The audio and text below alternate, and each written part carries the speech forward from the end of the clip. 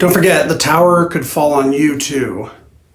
Welcome to Daily Gospel Reflections. I'm Dr. Ben Safransky.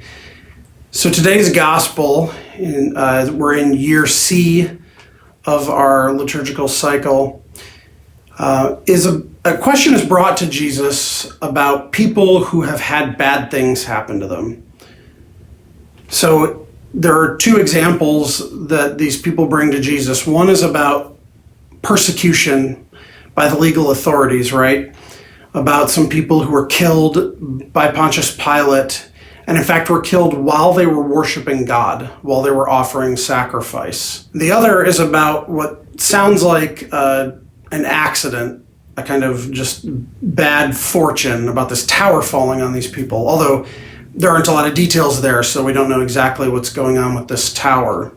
How does Jesus react when people bring these questions or these examples to him of these bad things happening to these people? Well, his basic message is to say to them that this kind of misfortune, even something that seems as bad as being killed while worshiping God, does not signal that those people were especially sinful. But it seems that that is what the people think who brought the stories to Jesus. As if they're saying, hey, Jesus, look at these examples of people who died in these crazy ways. They must have done something really wrong to deserve this. And in fact, he turns it around on the people who brought him the stories. So these people who brought him these stories, what is their problem? Their problem is that they are talking to Jesus about the sins of others. So what does Jesus do? He turns it around and reminds them to think about their own sinfulness. And he pivots the conversation from physical death to something that is obviously about spiritual death. Because he tells these people, and if you don't repent, you will perish as well. It's like a threat, right? Well, we're all going to die physical death.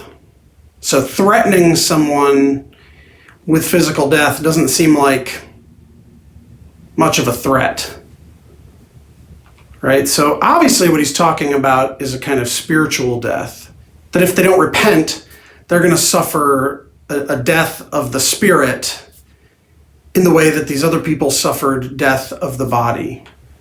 I think by having this reading on this Sunday, this third Sunday of Lent, the church is inviting us, as Lent has continued to go along, we're getting close to the middle of Lent, the church is inviting us to realize that our primary focus when we're thinking about sin needs to be on our own sin. Now, people have always been tempted to think and talk about others' sins. Obviously, we see that in the gospel reading today. I do think some aspects of our current culture make this especially easy to do and prevalent. The internet, social media, cancel culture. This is all about focusing on others, what you see as others' sins and others' problems, and just ripping into them all the time. Disagreements are no longer just disagreements. They're opportunities to attack people that we disagree with. And so my challenge for you today, and this is something I've tried to do at various times and still try to do often as part of my Lenten discipline, is to try to spend a day or even just a few hours not thinking about others' sins or bad behaviors, and definitely not talking about them.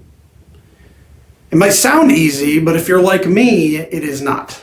I think about what others are doing all the time, what looks like sins to me. So my recommendation, because I've done this, I've tried this before, when you catch yourself, just try to redirect your thoughts to something that you need to be working on or something that you need to be doing better. Okay. Give it a try. It'll be hard, but I promise if you can make it into a habit, it'll be fruitful. God bless you on this Sunday, and I'll talk to you tomorrow.